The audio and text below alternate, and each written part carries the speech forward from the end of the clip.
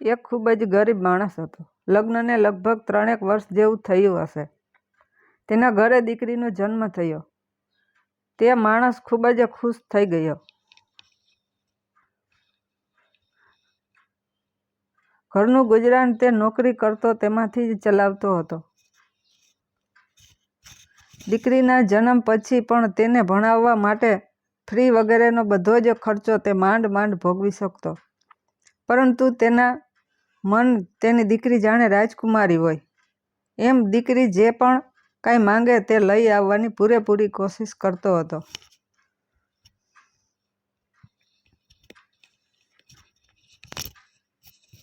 પિતા તેની પાછળ આટલો ખર્ચો કરતા સાથે સાથે દીકરી પણ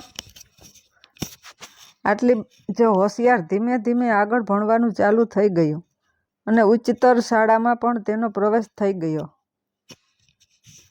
ઉચ્ચતર શાળાની પરીક્ષા આવી. દીકરી ખૂબ જ મહેનત કરીને પરીક્ષા દેવા માટે જતી.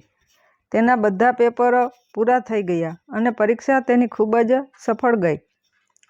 દરરોજ પરીક્ષા લઈને આવે ત્યારે તેને પિતા પૂછતા કે બેટા કેવું ગયું પેપર? દીકરી કહેતી કે ખૂબ જ સરસ ગયું છે પપ્પા. આ વખતે ખૂબ મહેનત કરી છે અને મને સર્વશ્રેષ્ઠ માર્ક મળશે તેવી આશા પણ છે. પિતા પણ જરૂર જરૂર કહીને દીકરીના ઉત્સાહને વધારતા. આખરે એ દિવસ આવી ગયો ત્યારે રિઝલ્ટ એનાઉન્સ થવાનું હતું.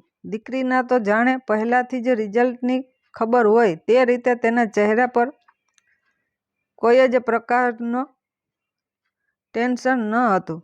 તેના પિતા અને દીકરી બંને રિઝલ્ટ લેવા માટે ગયા. પિતાની જ એવી આશા હતી. તેના કરતાં પણ ખૂબ સારું રિઝલ્ટ આવ્યું હતું. દીકરીનો રાજ્યમાં પ્રથમ નંબર આવ્યો હતો. પિતા ખૂબ ખુશ થઈ ગયા અને દીકરીને કહ્યું બેટા હું આજે ખૂબ જ ખુશ છું. તારે જે પણ કંઈ જોઈતું હોય તે મારી પાસે માંગી લે. હું તને લાવી આપીશ.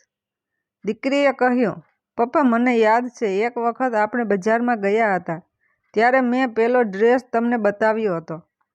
પરંતુ એ ડ્રેસ 3000 રૂપિયાનો હતો એટલે મેં તમને ત્યારે કશું કહ્યું ન હતું. પરંતુ હવે એક વાત કહેવી છે. શું તમે મને એ ડ્રેસ લાવી આપશો? પિતાએ કહ્યું ઠીક છે આજે જ હું એ ડ્રેસ લઈ આવીશ. પિતાએ તેની થોડી ઘણી બચત કરી હતી તે બધી ભેગી કરી. તેમ છતાં ડ્રેસમાં થોડા રૂપિયા ઓછા થયા. પરંતુ ગમે તેમ કરીને તેઓ ડ્રેસ લઈને આવ્યા. ડ્રેસની કિંમત બહુ વધારે હતી એટલે દીકરીએ તરત જ પૂછ્યું કે પપ્પા આટલી બધી કિંમતનો ડ્રેસ આખરે તમે કેવી રીતે લાવ્યા? તેના પિતાએ જવાબ આપતા કહ્યું કે મારી પાસે મારી થોડી ઘણી બચત કરેલી હતી અને થોડા પૈસા બીજે ક્યાંકથી ગોઠવણી કરીને હું તારા માટે એ ડ્રેસ લઈને આવ્યો. રિઝલ્ટ તો ખૂબ જ સારું આવ્યું છે પરંતુ રિઝલ્ટ ગમે તેવું આવ્યું હોત તો પણ તું કહે તે લેવા માટે હું કાયમ કોશિશ કરું જ છું. ડ્રેસ મળી ગયો એટલે દીકરી એકદમ ખુશખુશાલ થઈ ગઈ. શાળામાં અભ્યાસ પૂરો થઈ ગયો હોવાથી હવે તેને આગળ શું કરવું તેની ચર્ચા થવા લાગી.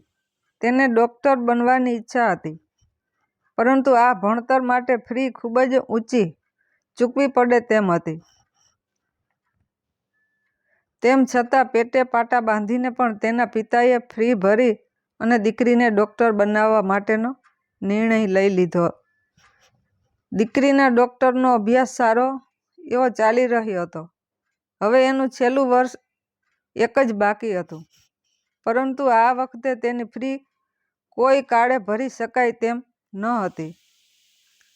તેમ છતાં તેના પિતાએ તેના મિત્ર પાસેથી ઉછીના લઈને ગમે તેમ કરીને છેલ્લા વર્ષની ફી ભરી દીધી.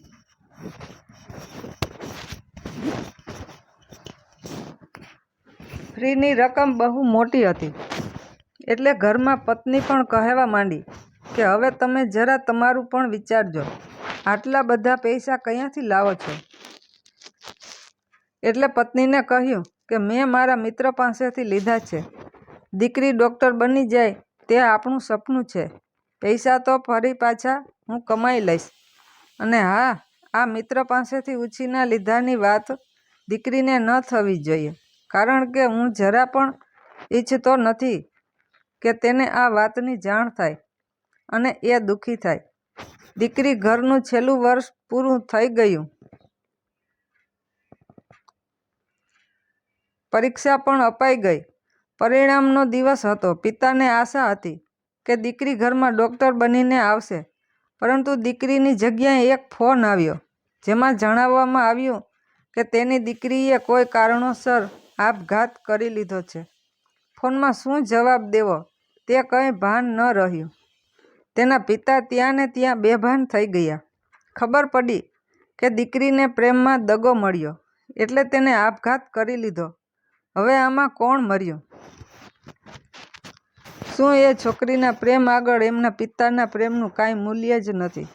જો કોઈ પણ લોકો માટે પ્રેમ બધું જ હોય અને તમે તમારો પ્રેમ ગુમાવી દો, તો ખરેખર એક વખત વિચારવા જેવી વાત છે કે તમારા માતા પિતાનું શું થતું હશે. કારણ કે તમને તો કદાચ બીજો પ્રેમ મળી પણ જશે, પરંતુ તમારા માતા પિતાને એમના પ્રિન્સ પ્રિન્સેસ ક્યારેય નહીં મળે. જો તમને આ લેખ પસંદ પડ્યો હોય તો દરેક લોકો જોડે શેર જરૂરથી કરજો.